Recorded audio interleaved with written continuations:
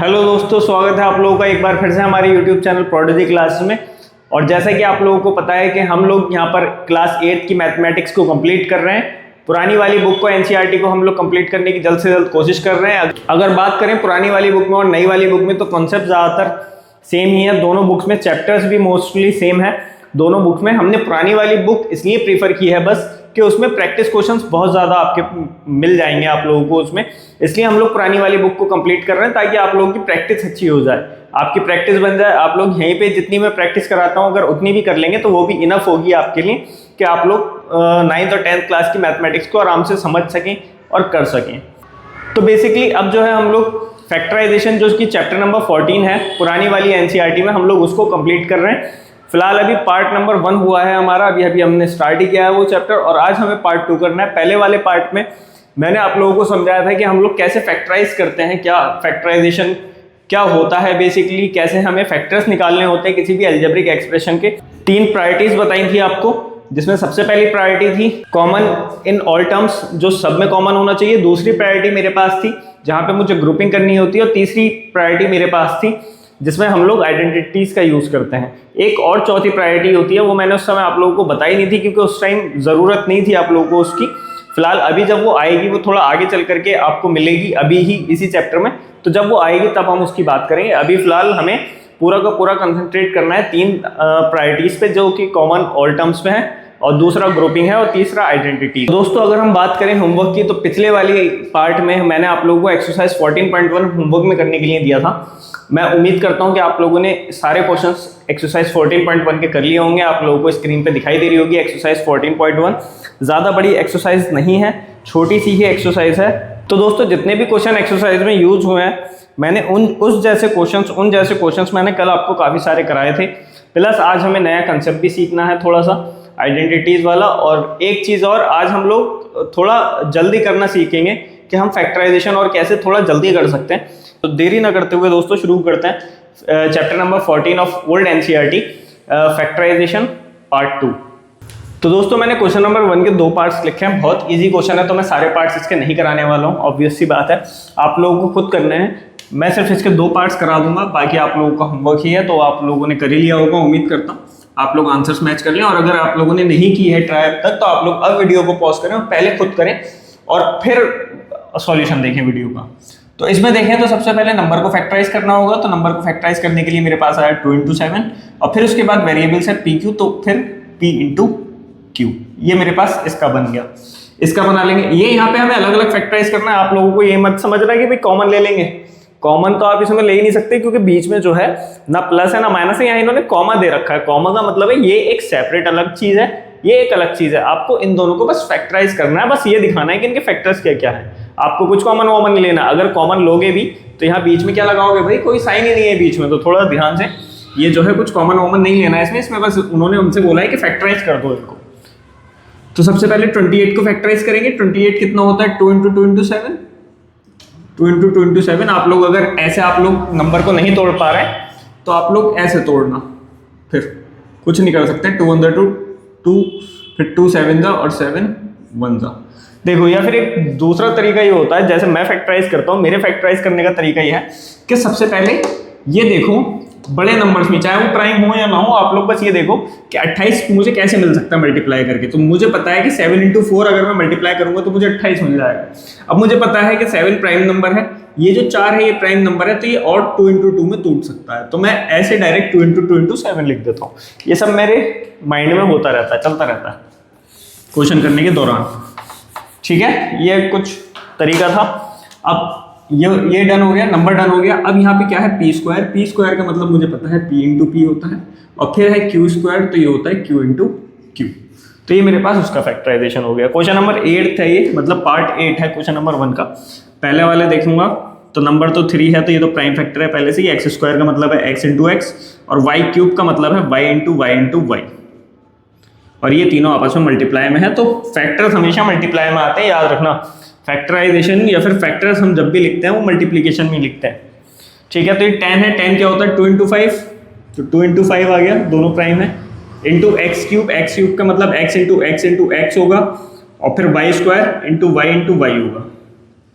फिर क्या है 6x² y² z, 6 क्या होता है 2 इंटू 3, वाई एक्स स्क्वायर क्या है x into x, y square y into y, और फिर z है तो z, यानी ये सारे फैक्टर्स हैं इसके, इन सभी से वो डिवाइड हो जाएगा। नेक्स्ट क्वेश्चन की तरफ चलते हैं, क्वेश्चन नंबर 2, बाकी सारे इसमें आप लोगों के होमवर्क ही हैं। तो दोस्तों मैंने क्वेश्चन नंबर 2 के 3 पार्ट्स आप लोगों के सामने लिखे हुए हैं, देखते हैं कि इनको हमें बेसिकली यहाँ पे माइनस करना है तो हमें फैक्टराइज करना है, फैक्टर्स निकालने हैं। अब माइनस लगा हुआ है, मुझे पता है एक टर्म ये 7x है और एक टर्म 42 है, मुझे कुछ ऐसा बनाना है कि मल्टीप्लीकेशन लग जाए और वो सिंगल टर्म में ट्रांसफॉर्म हो जाए, पूरी की पूरी सिंगल फॉर्म में ट्रांसफॉर्म हो जाए, ठीक है। अब ये क्या करना पड़ेगा भाई, मुझे पता है कि यहाँ पे क्या है, फैक्टराइज करना पड़ेगा। सबसे पहले 7 मल्टीप्लाइड बाय x हो गया, माइनस 42 का फैक्टराइजेशन क्या होता है, अपने दिमाग में सोचो पहले कि मैं सबसे आसान फैक्टराइजेशन 42 का क्या कर सकता हूँ, 6 7 का 42 होता है। अब 7 तो ऑलरेडी प्राइम नंबर है, 6 और टूटेगा 2 इंटू 3 में, तो इसका जो फैक्टराइजेशन हुआ वो 2 इंटू 3 इंटू 7 हुआ। उम्मीद करता हूँ आप लोग समझे होंगे। 6 7 का 42 होता है, 7 ऑलरेडी एक प्राइम नंबर है, 6 को मैं और फर्दर तोड़ सकता हूँ 2 इंटू 3 में, तो मेरे पास जो 42 के फैक्टर्स बने प्राइम फैक्टर्स वो 2 इंटू 3 तो 6 के बन गए और मल्टीप्लाइड बाय 7 वो ऊपर था एक जो प्राइम नंबर था, तो ये मेरे पास 42 के फैक्टर्स बन गए। यहाँ पे कॉमन क्या लूंगा मैं भाई, यहाँ पे मुझे 7 मिल रहा है, यहाँ भी 7 मिल रहा है, तो 7 मैंने कॉमन लिया, इधर से मेरे पास बचा x और इधर से बचा माइनस में 3 दूनी 6, ये मल्टीप्लीकेशन में मेरे पास फैक्टर्स आ गए। अब रही बात कि मैं इसको और जल्दी कैसे कर सकता था 7x माइनस 42 को, तो दोस्तों आप लोगों को आना चाहिए जल्दी करना, बेसिकली बिना ऐसे फैक्टराइज किए हुए कॉमन लेना आप लोगों को आना चाहिए, बहुत ज़रूरी है। अब ऐसे बार बार हम लोग फैक्टराइज तो नहीं कर सकते, तो देखो करते क्या है, बेसिकली यहाँ पे मुझे पता है कि 7 मल्टीप्लाइड बाय एक्स ही है, मैंने अपने दिमाग में सोची ये चीज़, और यहाँ पे क्या है 6 मल्टीप्लाइड बाय 7 है, तो एक तो देखो वेरिएबल तो कॉमन नहीं मिलेगा क्योंकि इधर x है और इधर कोई भी वेरिएबल नहीं है, तो वेरिएबल तो मुझे कॉमन नहीं मिलेगा, कॉमन सेंस की बात है, एक ही साइड है, दोनों साइड अगर होता x तो मैं कॉमन ले लेता। अब इधर जो है फैक्टर छोटा वाला वो 7 है, अब क्या मुझे इधर वो 7 मिलेगा, मल्टीप्लीकेशन में देखना है, प्लस माइनस मत कर देना क्योंकि हम लोग फैक्टर्स की बात कर रहे हैं, कॉमन फैक्टर्स की, तो मल्टीप्लीकेशन में होगा, तो मुझे पता है कि 7 इसके अंदर है, 6 इंटू 7 42 होता है ना, तो ये 7 इसके अंदर छुपा हुआ तो है, तो क्यों ना मैं 7 बाहर ले लूं, तो अगर मैं 7 बाहर लूंगा तो ये 7 यहाँ से जा चुका है, यहाँ पे बचा है सिर्फ x, माइनस लगाया जो लगा हुआ था, अब ये 6 7 का 42 था तो 7 यहाँ से बाहर जा चुका है, बचा हुआ क्या रह गया 6, तो ये बन गया x माइनस 6। इसी तरीके से अगर मैं सेकंड वाला पार्ट करूं तो यहाँ पे क्या है 6 इंटू पी माइनस 12 क्या होता है 4 3 12 और 4 क्या होता है 2 इंटू 2, तो ये बन गया 2 इंटू 2 इंटू 3 2 इंटू 2 इंटू 3 और मल्टीप्लाई में क्यू, ठीक है। कॉमन देख लो यहाँ से, अच्छा ये 6 भी तो हो सकता है भाई, 2 इंटू 3 में 6 भी हो सकता है, तो कॉमन मुझे मिल गया, एक तो 2 मिला तो यहाँ से 2 कॉमन आया, मल्टीप्लाई में एक 3 भी कॉमन आया तो ये 2 भी आ गया था, ठीक है। अब यहाँ पे क्या बचा है, यहाँ पे तो सिर्फ p बचा है और यहाँ पे क्या बचा है, माइनस का माइनस लगाया, 2 मल्टीप्लाइड बाई q बचा है। अगर मैं इसे ठीक करके लिखूँ तो ये हो गया 6 और ये बना p माइनस 2q। अब रही छोटे तरीके से करने के बाद कि हम डायरेक्ट कैसे ले सकते थे, डायरेक्ट हम लोग ले सकते थे, देखो 6p माइनस 12q। देखो सबसे पहले वेरिएबल चेक करो, वेरिएबल तो हमारे पास कॉमन नहीं आ रहा है क्योंकि इधर p है और इधर q है, दोनों सेम साइड होना चाहिए था, मतलब दोनों टर्म्स में होना चाहिए था तभी कॉमन आता, नंबर आएगा कॉमन। अब नंबर क्या आएगा भाई, मुझे इधर 6 दिख रहा है छोटा नंबर, जब इधर 6 है तो क्या इधर 6 है, तो मुझे पता है 6 दूनी 12 होता है, क्योंकि फैक्टर्स हमेशा मल्टीप्लीकेशन में लेते हैं, बार बार बता रहा हूँ आप लोगों को, मल्टीप्लाई में तोड़ना है आपको, नंबर तोड़ना होता है मल्टीप्लीकेशन में, और ये एक कला है दोस्तों, इस कला को आप लोगों को सीखना है, नंबर तोड़ने की कला। मैथमेटिक्स में 9th और 10th की मैथमेटिक्स में ये नंबर तोड़ने की कला काफ़ी ज़्यादा काम में आने वाली है आगे चल के। तो 12 मैंने तोड़ा 6 इंटू 2 में, अब मैं इसको 4 इंटू 3 में भी तोड़ सकता था, 4 इंटू 3 में भी तोड़ सकता था, लेकिन दिक्कत यह थी दोस्तों कि अगर मैं इसको 4 इंटू 3 में तोड़ने की कोशिश करता तो ये 6 मुझे नहीं देता, 6 मुझे कॉमन लेना था, कॉमन नहीं देता, मुझे कॉमन मिल रहा है इधर 6 इंटू 2 वाले में 6। अब अगर आप प्राइम फैक्टराइज करके करो तो चाहे इससे कर लो चाहे इससे कर लो, कॉमन आ जाएगा, 2 और 3 कॉमन आना होगा वो आ जाएगा, देखो आ गया था इधर से भी और इधर से भी। लेकिन अगर मैं 4 इंटू 3 में डायरेक्ट इसको तोड़ूंगा तो मुझे 6 नहीं मिलेगा जो अपना डिजायर्ड है, तो मुझे कोशिश करनी है कि मैं इसी नंबर के हिसाब से इसको तोड़ूं ताकि मैं इसको कॉमन ले सकूं। ठीक है, तो मैं इस वाले में ना तोड़ के 6 इंटू 12 में 6 इंटू 2 में तोड़ूंगा। तो 6 जब कॉमन आया तो यहाँ पे बचा p और यहाँ पे बचा कितना 2 क्यूब, क्योंकि 6 बाहर जा चुका है तो 2 बचा रह गया है मेरे पास, और यही हमारा आंसर हो गया होगा। आशा करता हूँ आप लोगों की समझ में आया हो। नेक्स्ट क्वेश्चन क्या है, 7a²। तो 7 तो ऑलरेडी प्राइम नंबर है, a² का मतलब a इंटू ए प्लस ये कितना है 2 इंटू 7 और ये क्या है मल्टीप्लाई में a। ठीक है, कॉमन क्या आ रहा है 7 आ रहा है एक तो कॉमन, और एक a कॉमन आ रहा है। इधर से बचा मेरे पास a और इधर से बचा कितना 7 और a जा चुका है तो 2 बचा है मेरे पास। तो इसको ठीक करके लिखा तो ये बना 7a और a प्लस 2।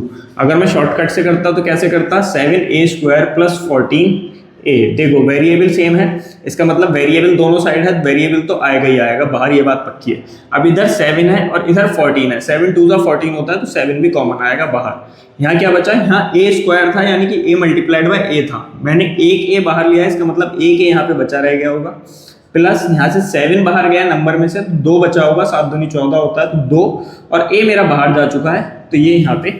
उम्मीद करता हूँ आप लोगों की समझ में आया है। अगर नहीं आया आप लोगों की समझ में तो टेंशन लेने की जरूरत नहीं है। अब मैं जो हूँ आगे के सारे क्वेश्चंस में डायरेक्ट करने की कोशिश करूंगा या डायरेक्ट ही करूंगा। अगर आप लोगों को कहीं पे भी कोई प्रॉब्लम आए तो आप लोग ऐसे भी कर सकते हो, बट जितना इस मेथड से करोगे ये जो है ये डायरेक्ट ही लेना होता है। अब ये ऐसे नहीं लेना है हमें, ये बच्चों का खेल है, थोड़ा बच्चे करते हैं ऐसे, हमें डायरेक्ट ही लेना है, डायरेक्ट करना है। तो मैं आपको भी सजेस्ट करूंगा कि आप लोग भी अब इसको डायरेक्ट ही करना शुरू करें। थोड़े टाइम नहीं होगा लेकिन फिर होने लगेगा। तो दोस्तों क्वेश्चन नंबर 2 के मैंने आगे के 6 पार्ट्स और लिख दिए हैं, इनको जल्दी जल्दी डन करते हैं, खत्म करते हैं। देखते हैं पहला जो क्वेश्चन है वो है -16z प्लस का 20z³। अब देखो एक z इधर है और 3z इधर है, z मल्टीप्लाइड बाय z, यानी मुझे z तो कॉमन मिलेगा, ये बात तो कंफर्म है। एक z कॉमन ले सकता हूं मैं क्योंकि इधर एक ही है। अब यहाँ पे 16 है, 16 क्या होता है भाई 8 इंटू 2 भी होता है और 4 इंटू 4 भी होता है ना। अब ये 50 क्या 20 दे रखा है, 20 क्या होता है 2 इंटू 10 भी होता है और 5 इंटू 4 भी होता है। अब देखो यहाँ पे आप लोग ये देखो कि हमें छोटे नंबर को नहीं लेना है कॉमन, हमें कोशिश करनी है कि हम बड़े से बड़ा नंबर देख लें जो इन दोनों में से बाहर की तरफ खींच सके। तो वो बड़े से बड़ा नंबर जो बाहर की तरफ आ सकता है वो 4 ही है। ये 4 की टेबल में भी आएगा, ये 4 की टेबल में भी आएगा, तो इसका मतलब मैं 4 बाहर खींचूंगा। 4 मैंने बाहर खींचा। अब ये प्लस का खींचा मैंने, ठीक है, जब मैंने प्लस का 4 बाहर लिया और z आ गया तो यहाँ पे बचा है माइनस का, क्योंकि जब मैंने प्लस का बाहर लिया है तो साइन अंदर के चेंज नहीं होंगे बिल्कुल। तो ये कितना बचा है यहाँ पे 4z और प्लस था तो प्लस लगाया, साइन चेंज नहीं हुए, और 5z², ये मेरे पास यहाँ पे बचा रह गया। अब बहुत सारे बच्चों का यहाँ पे जो डाउट होता है वो ये होता है कि प्लस का 4 ही क्यों लिया, माइनस का 4 भी तो ले सकते थे। तो बिल्कुल ले सकते थे, आप माइनस का 4z बाहर ले लो। जब मैंने माइनस का 4z बाहर लिया तो आपने क्या देखा कि भाई जब माइनस का नंबर बाहर लेते हैं तो अंदर के साइन जो है ब्रैकेट के अंदर के वो पलट दिए जाते हैं। तो यानी ये वाली टर्म यहाँ पे पॉजिटिव हो जाएगी और ये वाली यहाँ नेगेटिव हो जाएगी। तो यहाँ क्या बचा है, यहाँ सिर्फ 4 बचा। अरे z क्या कहाँ से बच गया, z तो एक बाहर आ गया था तो z नहीं बचा, तो ये टर्म तो हो जाएगी 4, सिर्फ 4 बचेगा यहाँ, और यहाँ पे माइनस की हो जाएगी ये टर्म, और यहाँ बचना चाहिए 5z²। और ये दोनों ही आंसर दोस्तों ठीक है, दोनों ही करेक्ट है, दोनों ही माने जाएंगे, दोनों मान्य जवाब हैं ये। अब यहाँ पे ध्यान ये रखना कि जब आप ब्रैकेट में कॉमन ले लो तो ब्रैकेट के अंदर फिर कोई चीज ऐसी ना छूट जाए जो और कॉमन आ सकती है। आपको सभी कुछ कॉमन बाहर निकाल लेना है अंदर, बस फिर ऐसी 2 टर्म्स बचनी चाहिए जो बिल्कुल एक दूसरे से मतलब किसी भी कॉमन फैक्टर में ना जा रही हो। जैसे ये है 4 और 5, ये दोनों किसी एक नंबर की टेबल में नहीं आते, इधर z² है तो इधर कुछ नहीं है। तो बस आप लोगों को ध्यान रखना है। अगर मैं 2 यहाँ से बाहर ले लेता ना, तो अगर मैं यहाँ से 2z बाहर लेता तो देखो यहाँ पे क्या बचता, माइनस का 8 बचता, और यहाँ पे क्या बचता, प्लस का 10z² बचता। देखो अभी भी 2 बाहर जा सकता। जब मैं 1 और 2 बाहर कॉमन लेता तब ये जो था ये फिर -4 बन जाता, क्योंकि वो 2 बाहर आके मल्टीप्लाई में जाता और ये 4 बन जाता, फिर ये -4 और प्लस का 5 बन जाता। ठीक है दोस्तों, उम्मीद करता हूँ समझ में आया होगा। और अगर आप लोग करके देखना चाहें तो इसको वैसे भी कर सकते हैं कि पहले इसको फैक्टराइज करो, प्लस लिखो, फिर फैक्टराइज करो और फिर कॉमन लेके बाहर ले लो। लेकिन मेरा सजेशन है कि भाई डायरेक्ट करना शुरू करो। ठीक है, फिलहाल नेक्स्ट क्वेश्चन की तरफ बढ़ते हैं। यहाँ पे पहले मैं वेरिएबल्स देख लेता हूँ। L² m है और यहाँ पे ALM है। तो यहाँ पे दो मेरे पास L है, L इंटू एल, और एक M है। यहाँ पे एक L और एक M है, ठीक है। यहाँ 20 है और यहाँ 30 है। तो मुझे पता है कि 20 और 30 दोनों सबसे बड़ा नंबर जिसके टेबल में आता है वो 10 है। तो मेरे पास 10 जो था वो कॉमन आ गया।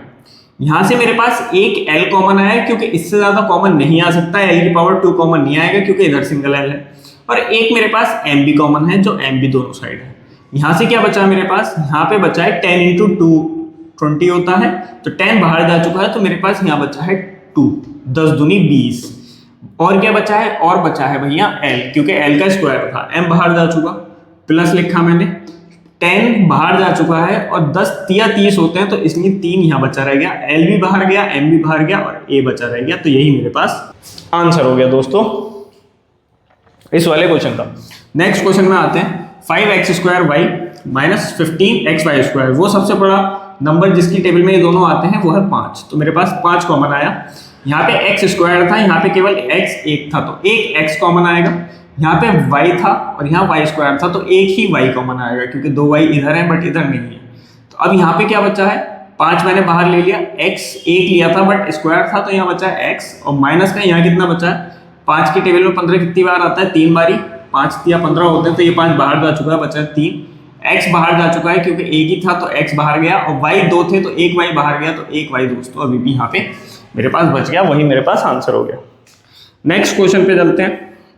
अब यहाँ पे 3 टर्म्स आ गई। सबसे पहले मेरी प्रायोरिटी है कॉमन टू ऑल। मुझे कॉमन टू ऑल देखना है कि अगर मुझे सब में कॉमन मिल जाए कोई चीज़। तो देखो 4 4 और 4 कॉमन है तीनों में। यहाँ पे a² है, यहाँ पे एक a है, यहाँ पे भी एक है, यानी कि a भी कॉमन है। ले लेते हैं। अगर मैं प्लस का 4 कॉमन लूंगा तो साइन चेंज नहीं होंगे। मान लो मैंने प्लस का 4 कॉमन लिया और a भी कॉमन आएगा क्योंकि a इसमें भी है, इसमें भी है, इसमें भी। अब अंदर क्या बचा, जब मैंने प्लस का 4 लिया था तो अंदर के साइन एज इट इज रहेंगे, तो यहाँ पे बचेगा माइनस, साइन लगाया, पहली टर्म क्योंकि नेगेटिव थी। 4 बाहर आ गया तो नंबर कोई नहीं बचा है। a² था, एक a बाहर आया तो एक a बचा रह गया।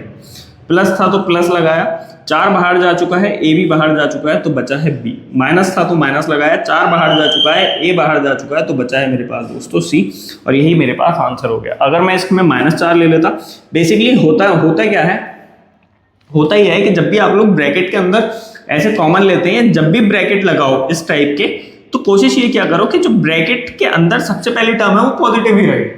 ये एक थोड़ी सी स्टैंडर्ड फॉर्म होती है कि ये टर्म पॉजिटिव रहे, इसलिए इसको -4 एक कॉमन ले लेंगे ताकि इसके साइन सारे पलट जाएं। ये पॉजिटिव हो जाएगा, ये नेगेटिव और ये पॉजिटिव।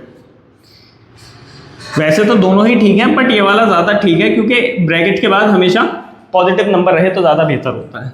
यहाँ पे देखो कॉमन क्या आ सकता है, x आ जाएगा, एक तो कॉमन तीनों में है भाई, y भी कॉमन है तीनों में है, और z भी कॉमन है तीनों में है। अब मुझे ये देखना है कि कितना कितना कॉमन है। यहाँ पे 2 है, यहाँ 1 है, यहाँ 1 है, तो x एक ही आ पाएगा बाहर। यहाँ y 1 है, यहाँ y 2 है, यहाँ y 1 है, तो y भी एक ही आ पाएगा बाहर। अब यहाँ z 1 है, यहाँ 1 है, यहाँ 2 है, तो z भी एक ही आ पाएगा बाहर। यहाँ कितना बचा, y और z 1 थे तो वो दोनों 1 बाहर चले गए। x 2 थे बट यहाँ x मैंने 1 कॉमन लिया तो x बचेगा यहाँ खाली अंदर। यहाँ क्या बचा है भाई, y और z, y की पावर 2 थी, x और z 1 थे तो वो दोनों बाहर जा चुके हैं, तो यहाँ बचा है सिर्फ y, और यहाँ इसी तरीके से दोस्तों बचा है सिर्फ z। ठीक है, ये मेरे पास इसका आंसर हो गया। नेक्स्ट वाले पे चलेंगे, इसमें कॉमन देखेंगे कि हमें क्या कॉमन मिल रहा है तीनों में। तो भाई a, b और c, नहीं a तो कॉमन किसी में नहीं है। क्या x है, x कॉमन मिल रहा है, इधर पावर 1 है, इधर भी 1 है और इधर 2 है, तो एक सिंगल x मुझे कॉमन मिलेगा, और y भी कॉमन मिल रहा है सिंगल y, तो y भी कॉमन आ गया।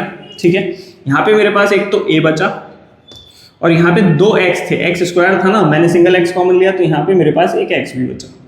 प्लस करूंगा, फिर यहाँ पे मेरे पास एक तो b बचा है। ठीक है, x मैं बाहर ले जा चुका हूँ, y का स्क्वायर था, सिंगल y बाहर लिया है तो by भी बचा है।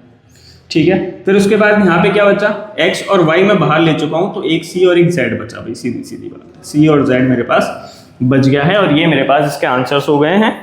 एक्सरसाइज हम लोगों की फिनिश होती है यहीं पर। एक क्वेश्चन नंबर 7 था जो मैंने आप लोगों को नहीं कराया है, वो मैंने आप लोगों को कल एग्जाम्पल्स में करा दिया था, तो इसलिए वो मैंने आज स्किप कर दिया।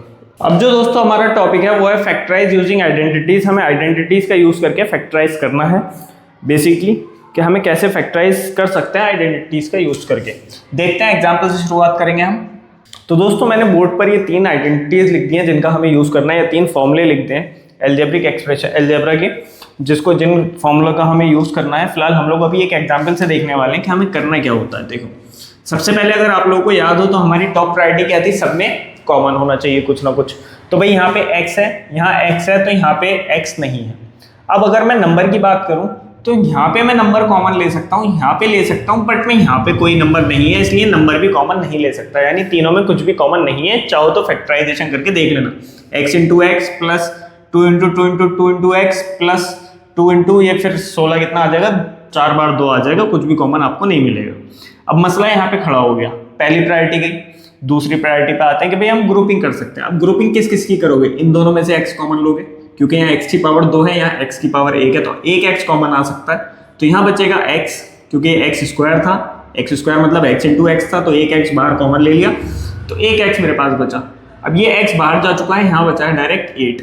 तो भाई यहाँ पे ही मुझे ब्रैकेट को क्लोज करना पड़ेगा, क्योंकि मैंने इन्हीं 2 टर्म में से कॉमन लिया था, इन्हीं 2 में से कॉमन लिया था ना, तो यहीं पे मुझे क्लोज करना पड़ेगा। जहां से कॉमन लेना स्टार्ट किया मतलब कॉमन वाले को बाहर खींच लो पहले, उसके बाद ब्रैकेट लगाओ, और वो ब्रैकेट दोस्तों वहीं पे बंद हो जाएगा जहां तक हमने बेसिकली कॉमन लिया था।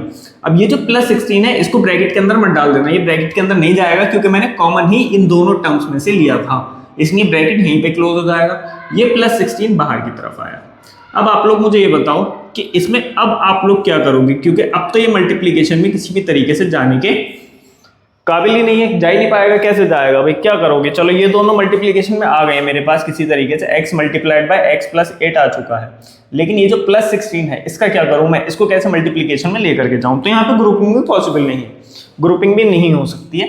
यहाँ पे जो मुझे करना पड़ेगा वो मुझे तीसरे और आखिरी, अपना आखिरी तो नहीं है वैसे वो, तो मुझे यहाँ पे तीसरी अपने प्रायोरिटी की तरफ जाना पड़ेगा, विच इज आइडेंटिटीज। मुझे यहाँ पे दोस्तों आइडेंटिटी लगानी पड़ेगी। अब वो आइडेंटिटी लगेगी कैसे, आइडेंटिटीज रिवाइज कर लो पहले अपनी यहाँ से, a प्लस बी का whole square, a minus b का whole square, a square minus b square, ठीक है।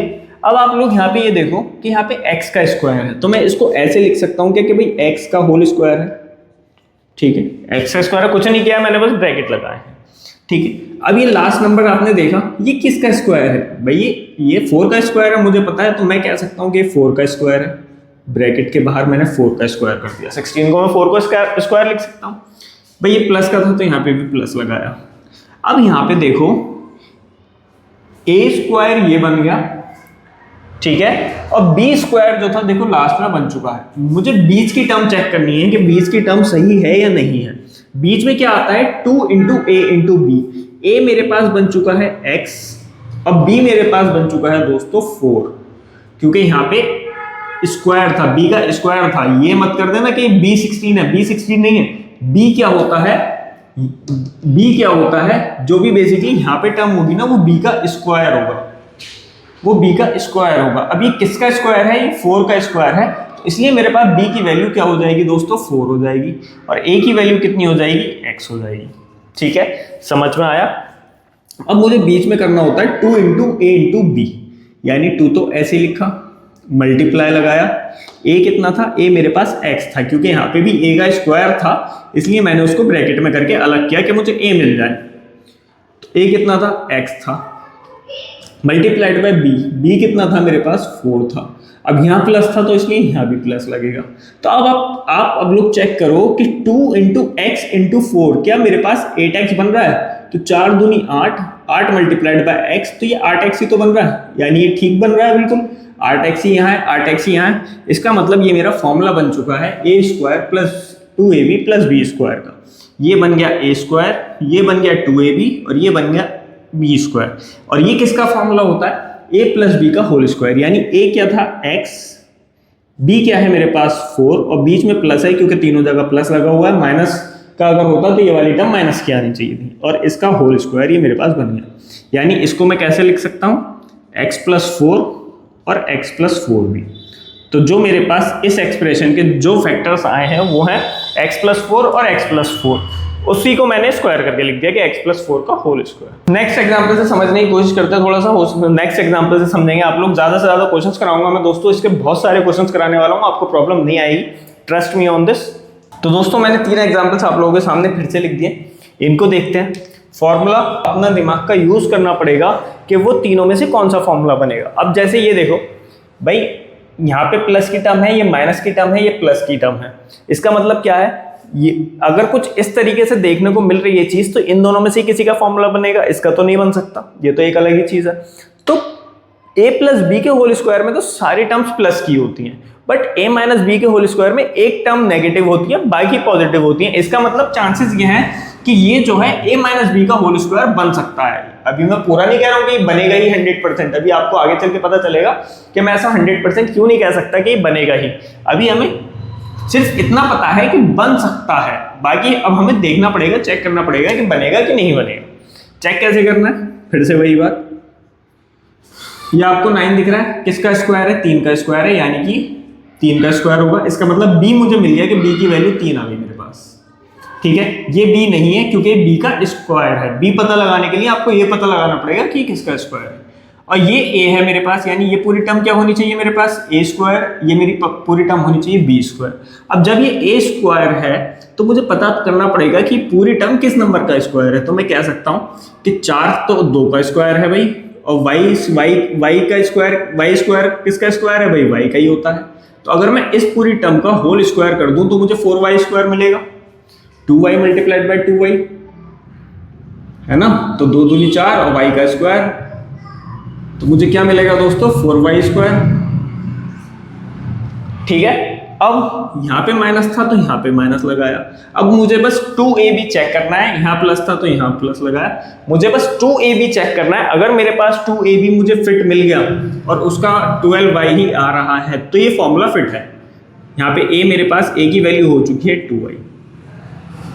ठीक है, अब 2ab क्या है भाई, 2 मल्टीप्लाइड बाय a होता है, 2 multiplied by a multiplied by b, multiplied by a की वैल्यू कितनी थी भाई, 2y थी, और मल्टीप्लाइड बाय b की वैल्यू कितनी थी भाई, 3 थी। क्या ये मेरे पास 12y बन रहा है, 3 दूनी 6, 6 दूनी 12 और 1y है तो 1y, देखो माइनस का 12y बन गया। विच मीन्स कि मेरे पास ये जो है एक आइडेंटिटी बन चुकी है, किसकी, a माइनस बी का होल स्क्वायर। माइनस क्यों, क्योंकि यहाँ पे माइनस था, तो ये नीचे वाले का बनेगा a माइनस बी का होल स्क्वायर, जिसमें a कितना था 2y और माइनस b कितना था 3 और इसका होल स्क्वायर। ये मेरे पास फैक्टर्स मिल गया मुझे इस टर्म के। नेक्स्ट क्वेश्चन पे चलते हैं। या आप लोगों को थोड़ी सी यहाँ पे प्रॉब्लम हो सकती है, अगर आप लोगों ने स्टार्ट किया है अभी हाल फिलहाल में तो आप लोगों को काफ़ी ज़्यादा प्रॉब्लम्स होगी इसमें, लेकिन आप लोगों को स्ट्रगल करते रहना है, देखते रहना है, करते रहना है, करते करते ये आ जाएगा। ये देखो 49p स्क्वायर माइनस 36। अब तो भाई ये कुछ इन दोनों के फॉर्मूले जैसा नहीं लग रहा, क्योंकि भाई इन दोनों के फॉर्मूले होते तो 3 टर्म होनी चाहिए थी, यहाँ तो मुझे 2 टर्म दी थी। 2 टर्म देखो इधर मिल रही है आपको और दोनों का स्क्वायर होता है, तो आपको पता अपने दिमाग से लगाना पड़ेगा कि भाई ये कौन सा फॉर्मूला बन सकता है। अब मुझे जहां तक लग रहा है ये वाला फॉर्मूला बनेगा, क्योंकि मुझे एक नंबर का स्क्वायर इधर दिख रहा है, बीच में माइनस है, और दूसरे नंबर का स्क्वायर इधर दिख रहा है ना। तो अगर ये मेरे पास a स्क्वायर है और ये b स्क्वायर है तो मुझे a और b की वैल्यू निकालनी पड़ेगी यहाँ से।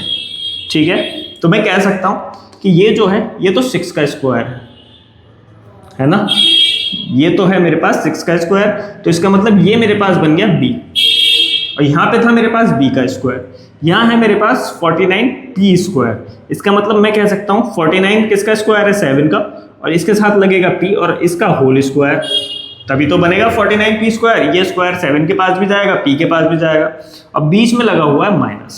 ठीक है, तो ये मेरे पास बन गया, देखो ये a है, ये मेरे पास बन गया a का स्क्वायर माइनस b का स्क्वायर। और आपको पता है a का स्क्वायर माइनस b का स्क्वायर क्या होता है, a प्लस बी और a माइनस बी। एक बार दोनों को प्लस कर दो, एक बार दोनों को माइनस कर दो, तो ये बनेगा 7p माइनस 6 और 7p प्लस 6। बस ये मेरे पास फैक्टर्स आ गए डायरेक्ट। अब इधर अगर आए तो आप लोग थोड़ा सा ध्यान दो, आपको तो उसमें एग्जाम्पल में डायरेक्ट फॉर्मूला पुट करके दे दिया। ये देखो डायरेक्ट फॉर्मूला पुट किया है, इसका मतलब इस पूरे जो एक्सप्रेशन है इन तीन का, केवल इन तीन का जो आएगा वो a माइनस बी का होल स्क्वायर आएगा। बट यहाँ पे माइनस सी तो बचा रह गया, यहाँ पे माइनस सी तो बचा रह गया। तो अब आप ये देखो, क्या आपके पास ये फिर से a square minus b square नहीं बन गया। अगर मैं इस पूरे को a बोलूँ कि पूरा ही a है और ये मेरे पास b है, तो a का स्क्वायर माइनस b का स्क्वायर, तो ये मेरे पास क्या बनता है, एक बार a में प्लस होगा b, एक बार a में माइनस होगा b, और a क्या है पूरा a माइनस b, तो मैंने एक बार तो a लिखा और उसमें प्लस कर दिया b को, b कितना था c, ठीक है। फिर दूसरा क्या है मेरे पास, फिर एक बार a लिखूंगा और a में से b को माइनस कर दूंगा, a क्या है मेरे पास a माइनस b, और एक बार मैंने माइनस कर दिया c को। अब यहाँ पे इसके साइन चेंज इसलिए नहीं होंगे दोस्तों क्योंकि ये पूरी टर्म ही मेरे पास a थी, ध्यान रखना, इसलिए यहाँ पे इसके साइन चेंज नहीं होंगे। a माइनस बी और a प्लस बी होता है। अब a अगर आपके पास a माइनस बी है तो वो a दोनों तरफ ऐसे ही रहेगा, जो b था वो लिखने से पहले एक बार पॉजिटिव और एक बार नेगेटिव, तो यहाँ पे b जो था c था, तो c एक बार पॉजिटिव का बनेगा और एक बार नेगेटिव का बनेगा। तो दोस्तों दो एग्जाम्पल्स मैंने फिर से अपने बोर्ड पर लिख दी। अगर हम लोग यहाँ पे देखें पहले वाले एग्जाम्पल में तो है m की पावर 4 माइनस 256, तो अगर मुझे यहाँ पे देखना हो कि कौन सा स्क्वायर ज़्यादा चांसेस हैं इसके, तो मैं बोलूँगा a square minus b square, क्योंकि मुझे एक यहाँ दिख रहा है नंबर, एक इधर दिख रहा है, बीच में माइनस दिख रहा है, ठीक है। तो अगर मैं आपसे बोलूँ कि ये जो है a स्क्वायर है, तो मैं आपको कुछ ऐसे नहीं लिख सकता कि m की पावर 2 की पावर 2 रही होगी, है ना, यानी a अगर ये हुआ होगा तभी तो a का स्क्वायर मैंने किया होगा, तब ये m की पावर 4 बना होगा, क्योंकि ये दोनों पावर्स मल्टीप्लाई में आ जाएंगी, ठीक है। माइनस ये किसका स्क्वायर है, 16 का स्क्वायर है, तो ये रहा होगा कुछ 16 का स्क्वायर। अब आपको मिल गया a की वैल्यू मिल गई है m स्क्वायर और b की वैल्यू मिल गई है आप लोगों को 16, तो यहाँ पे हो जाएगा a प्लस बी और a minus b, which is m square a है आपका, तो m स्क्वायर प्लस 16 और m स्क्वायर माइनस 16, ठीक है दोस्तों। ये आप लोगों का आंसर हो गया है यहीं पे। अब आते हैं नेक्स्ट क्वेश्चन की तरफ। नेक्स्ट क्वेश्चन में अगर हम देखें तो हमें क्या मिल रहा है, x square plus 5x plus 6, या तो ये वाला बनेगा या ये वाला बनेगा, ठीक है। ये तो x का स्क्वायर है, ये तो x का स्क्वायर है दोस्तों, और ये क्या है, ये क्या है, ये तो किसी का भी स्क्वायर नहीं है, 6 तो किसी का भी स्क्वायर नहीं होता। अब यहाँ पे आ गया दोस्तों फिर से हमारे पास घपला, यहाँ से हमारा फिर से एक और घपला स्टार्ट होने वाला है, एक और पंगा स्टार्ट होने वाला है। अब ये जो थी आइडेंटिटी भी नहीं बन रही है, यहाँ से हमारी शुरू होती है चौथी वाली प्रायोरिटी, विच इज कि आपको एक फॉर्मूला और दिया था मैंने, x plus a x plus b is equals to x square a plus b x, x square plus a plus b x और प्लस का ए बी, तो यहाँ पे वो प्रॉपर्टी लगेगी, और वो सबसे ज़्यादा तगड़ा फैक्टराइजेशन होता है, क्वाड्रेटिक इक्वेशन का फैक्टराइजेशन होता है। 10th क्लास में आप लोगों को काफ़ी कराया जाएगा वो, लेकिन अभी भी आप लोगों को प्रैक्टिस करा दी जाती है थोड़ी बहुत, कि आप लोगों को करना आना चाहिए। अब इस स्थिति में जब यहाँ पे भी कोई स्क्वायर नहीं है तो भाई कोई भी आइडेंटिटी नहीं बनेगी, तीसरी तो बन ही नहीं सकती, कि तीसरी तो भाई 2 टर्म होने चाहिए, तो दोनों स्क्वायर, और यहाँ तो 3 टर्म दे रखे हैं। तो यहाँ पे अब हमें क्या करना है, सबसे पहले देखो इस 6 को मल्टीप्लाई करना है किसके साथ, एक्स स्क्वायर के कोफिशिएंट के साथ। अब एक्स स्क्वायर का कोफिशिएंट क्या है यहाँ पे 1, तो जब मैं 6 की 1 से मल्टीप्लाई करूंगा तो वो 6 ही रहेगा, समझ में आई, बहुत ध्यान से समझ लेना ये। अब मुझे 6 के फैक्टर्स करने हैं। 6 के फैक्टर्स क्या हुए, 2 3 6 और 3 एकम 3, 6 के फैक्टर हुए 2 इंटू 3, 6 के फैक्टर क्या हुए 2 इंटू 3, ठीक है, यानी 2 इंटू 3 मेरे पास 6 के फैक्टर बन गए। अब 6 के फैक्टर्स को मुझे कुछ इस तरीके से तोड़ना मरोड़ना है कि प्लस या माइनस करके बीच वाला नंबर बन जाए। फिर से सुनो मैं क्या कह रहा हूं, जो भी 6 के फैक्टर्स मेरे पास निकल के आएंगे, उन 6 के प्राइम फैक्टराइजेशन के बाद उन प्राइम फैक्टर्स को मुझे कुछ इस तरीके से तोड़ना है कि वो प्लस या माइनस करके 5x बन जाए, ठीक है। फैक्टर्स आप लोगों को पता है मल्टीप्लीकेशन में ही आएंगे, लेकिन बीच का नंबर बनाने के लिए आपको उन सारे फैक्टर्स को या तो प्लस करना है या माइनस करना है। कैसे देखते हैं, देखो तो यहाँ पे था x square plus 5x plus 6। अब मुझे ये 2 फैक्टर आ रहे हैं 6 के, इन दोनों का यूज करके 5 बनाना है, और वो भी किसका, साइन का बहुत ज्यादा ध्यान रखना, प्लस का 5 बनाना है। तो मैं क्या इसको 3 प्लस 2 नहीं लिख सकता, क्योंकि 3 प्लस 2 5 बन जाएगा, क्योंकि ये भी प्लस का 3 है और ये भी प्लस का 2 है, ठीक है, मैं लिख सकता हूं। तो इसका मतलब क्या हुआ कि ये हो जाएगा एक्स स्क्वायर। अब आप यहां देखो कि 5 के साथ वेरिएबल भी है, विच मीन्स कि इन दोनों के साथ भी वेरिएबल लगाना जरूरी होगा, क्योंकि अगर मैं 3 और प्लस 2 लिखूंगा ना खाली, तो वो 5 बनेगा, 5x नहीं बनेगा। 5x वो कब बनेगा, जब यहाँ पे भी x और x होगा तभी 5x बनेगा, क्योंकि सेम वेरिएबल ही ऐड या सब्ट्रैक्ट होता है, समझ में आई बात। इसका मतलब यहाँ पे क्या है कि यहाँ पे भी 3x लिख दो और यहाँ पे 2x लिख दो और प्लस 6 लिख दो। देखो इन दोनों नंबर्स को मल्टीप्लाई करके मेरे पास 6 बन रहा है, नंबर का फैक्टर जो है 6 आ रहा है और प्लस करके 5 आ रहा है, 5x आ रहा है। ठीक है, अब यहाँ पे आपको करनी है ग्रुपिंग। ये जो इतना पंगा हम लोग करते हैं ना, सिर्फ इसलिए कि हम लोग यहाँ पे ग्रुपिंग कर सकें, क्योंकि हम लोग यहाँ पे ग्रुपिंग नहीं कर पा रहे थे। अगर हम ग्रुपिंग करते तो यहाँ करते ये +6 रह जाता, बट अब जो है इन दो की ग्रुपिंग एक साथ हो जाएगी, इन दोनों की ग्रुपिंग एक साथ हो जाएगी। सिर्फ ग्रुपिंग के लिए इतना पंगा है। तो यहाँ से इन दोनों की ग्रुपिंग करनी पड़ेगी। कॉमन क्या आ रहा है, x आ रहा है, क्योंकि यहाँ x इंटू एक्स है या 3 इंटू एक्स है। तो यहाँ से मेरे पास बचेगा x और यहाँ पे मेरे पास बचेगा प्लस का 3। ठीक है, प्लस लगाया 3 लगा दिया, प्लस था तो मैंने प्लस लगाया। इन दोनों में कॉमन क्या मिल रहा है, इन दोनों को ग्रुपिंग की है तो 2 इधर है, x तो वेरिएबल नहीं आ रहा, इधर 2 है तो इधर भी 2 है, तो 2 कॉमन लिया मैंने। यहाँ से बचा x और यहाँ से बचा मेरे पास 6, क्योंकि 2 इंटू 3 होता है मेरे पास फैक्टर्स, तो मैंने 2 बाहर खींच लिया तो 3 बचा रह गया। अरे भाई 3 बचा रह गया, 6 कैसे, 3 बचा रह गया। मैंने ब्रैकेट चेक किए, दोनों एग्जैक्ट सेम थे, तो मैंने x प्लस 3 को फिर से कॉमन ले लिया बाहर की तरफ। तो यहाँ पे मेरे पास इस पूरी टर्म में क्या बचा है, x, और इस पूरी टर्म में मेरे पास यहाँ क्या बचा, प्लस लगा के 2। तो ये मेरे पास जो फैक्टर्स आए ये आए x² + 5x + 6 के, जो है x + 3 और x + 2। और क्वेश्चंस करते हैं इसके ऊपर। 3 क्वेश्चंस दोस्तों फिर से आप लोगों के सामने मैंने लिख दिए। जल्दी पहला वाला क्वेश्चन करते हैं। ठीक है, यहाँ पे मुझे सबसे पहले क्या करना होता है, 12 की मल्टीप्लाई जो स्क्वायर वाली टर्म है, जो भी वेरिएबल हो उसका जो स्क्वायर वाली टर्म है उसके कोफिशिएंट के साथ मल्टीप्लाई। तो यहाँ पे 1 है, तो जब मैं 12 की 1 से मल्टीप्लाई करूंगा तो 12 ही रहेगा, तो कोई फर्क नहीं पड़ेगा। तो ये 12 के फैक्टर्स करने हैं। अब 12 के फैक्टर्स मेरे पास क्या क्या हो सकते हैं भाई, 12 के फैक्टर्स, प्राइम फैक्टर्स की बात हो रही है यहाँ पे। प्राइम फैक्टर्स हो गए 2 इंटू 3, 4 × 12। ठीक है, यही हो गए। अब मुझे इन 2 और 3 को इस तरीके से इस्तेमाल करना है कि मैं माइनस का 7 बना दूं। 2 और 3 को कुछ इस तरीके से इस्तेमाल करना है कि मैं माइनस का 7 बना दूं। अब आप लोग ध्यान दो कि अगर मैं इस 3 को ऐसे ही ले लूं, इस 3 को तो मैं ऐसे ही ले लूं और इन दोनों की मल्टीप्लाई करा के 2 दूनी 4 बना दूं, तो भाई 4 और 3 भी तो फैक्टर ही हुए 12 के, तो 4 और 3 7 हो गया। इसका मतलब मैं 4 और 3 को साथ ले सकता हूँ। इन दोनों को मैंने एक साथ किया, फैक्टर बनाया, 2 दूनी 4, और इस 3 को मैंने अकेले लिया, तो वो मेरे पास 7 बनता हुआ दिखाई देगा। तो मैंने इसको बनाया y²।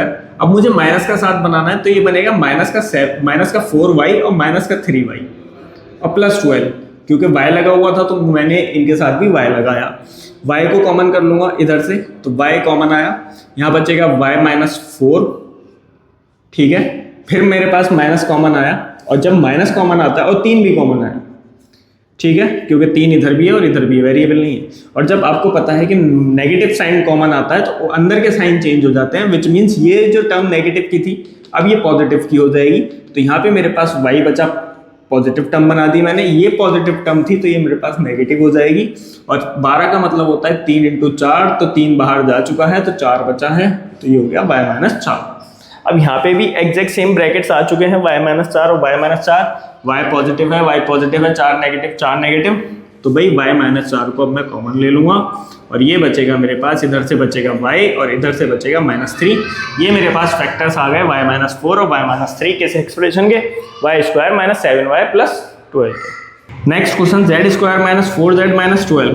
सबसे पहले क्या करना है, 12 की मल्टीप्लाई स्क्वायर वाले कोएफिशिएंट के साथ, तो यहाँ पे एक ही है तो 12 ही बनेगा। 12 के फैक्टर्स जो -4 बनाते हैं, तो 12 के फैक्टर्स अभी हमने किए। 2 इंटू 3 का मुझे यूज करके -4 बनाना है। कैसे बनेगा -4, इसको हटा देते हैं, इसकी कोई जरूरत नहीं है क्योंकि वो 12 ही रहेगा, क्योंकि इधर 1 है।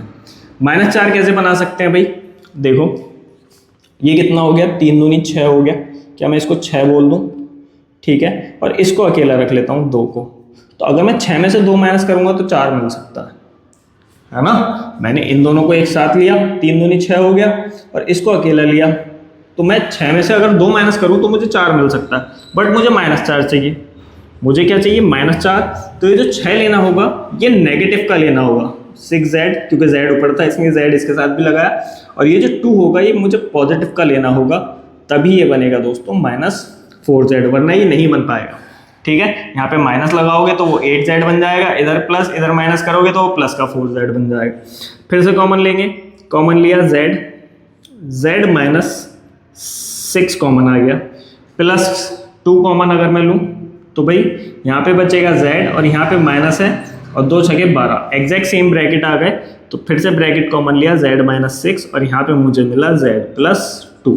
अगर आप लोग दोस्तों यहाँ पे कुछ भी गड़बड़ करोगे ना, जरा सी भी थोड़ी सी भी अगर आपकी यहाँ पे मिस्टेक हुई है तो आपके ये दोनों ब्रैकेट्स कभी भी एग्जैक्ट सेम नहीं आएंगे। ये एक ध्यान रखने का तरीका भी है कि आपके ब्रैकेट्स अगर दोनों मैच नहीं हो रहे हैं, विच मीन्स आपने इस स्टेप पे कोई गड़बड़ की है, ठीक है। तो आप लोगों को वो स्टेप दोबारा चेक करना। अब देखो नेक्स्ट क्वेश्चन देखो, अब यहाँ पे 6 की मल्टीप्लाई करनी पड़ेगी m स्क्वायर वाले कोफिशिएंट के साथ, विच इस बार उसने मुझे 3 दे रखा है, यानी इस बार जो फैक्टर्स होंगे वो 6 के नहीं 18 के होंगे, क्योंकि 6 तिया कितना होता है, 6 तिया होता है 18। तो ये मेरे पास अब जो बन गया 18। अब मुझे फैक्टर्स करने हैं 18 के। 18 के क्या फैक्टर्स हुए, 2, 2 9 18, फिर 3 इंटू 3, यानी 2 इंटू 3 इंटू 3, 2 इंटू 3 इंटू 3, मेरे पास 18 के फैक्टर्स बन गए। तो मुझे 2 इंटू 3 इंटू 3 को कुछ ऐसे यूज़ करना है कि मैं प्लस का 9 बना दूँ। कैसे यूज़ कर सकता हूँ बताओ, है ना। तो ये तो बन गया, अगर मैं इन दोनों को लूँ तो ये तो बन गया 3 तिया 9 और ये 2। तो 9 में से 2 अगर मैं माइनस करूँगा तो 7 बनेंगे, 9 नहीं बनेगा, और 9 में 2 जोड़ूंगा तो 11 बनेगा, है ना दोस्तों। तो ये तो नहीं बनेगा, इसका मतलब मुझे कुछ और हिसाब किताब लगाना पड़ेगा, ठीक है। अगर मैं 3 के साथ 2 को जोड़ दूँ तो ये तो मेरे पास बन जाएगा 3 दूनी 6, और ये अकेला रह जाएगा 3, और मुझे पता है 6 और 3 कितना होता है, 9, 6 प्लस 3 9 होता है। मिल गया मुझे factors, which is 3m square, ऐसे ही लिखा रहने दिया। 9m को मैंने तोड़ा 6 और 3 में, यानी 6m प्लस 3m।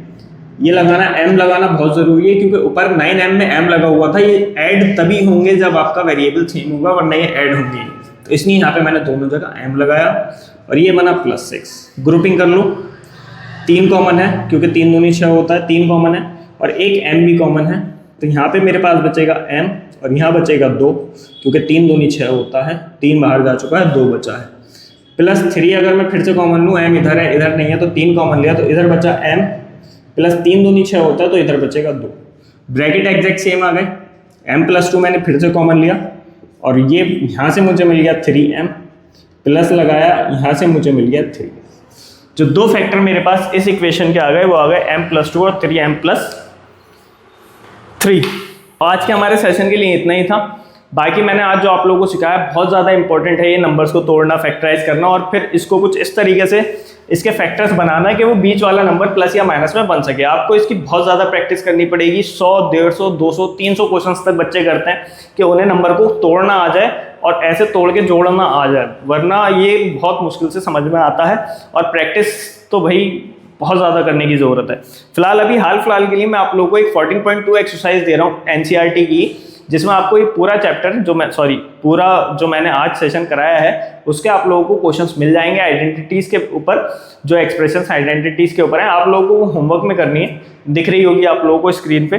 पूरी एक्सरसाइज होमवर्क में करके लानी है। इसमें काफ़ी सारे क्वेश्चंस हैं, आप लोगों की अच्छी प्रैक्टिस हो जाएगी। बेसिकली नेक्स्ट वीडियो में मैं आप लोगों को इसके सॉल्यूशंस कराने के बाद, क्योंकि बहुत ज़्यादा इंपॉर्टेंट है इसका भी सॉल्यूशंस कराना, उसके बाद मैं आपके डिवीजन को स्टार्ट कर दूंगा।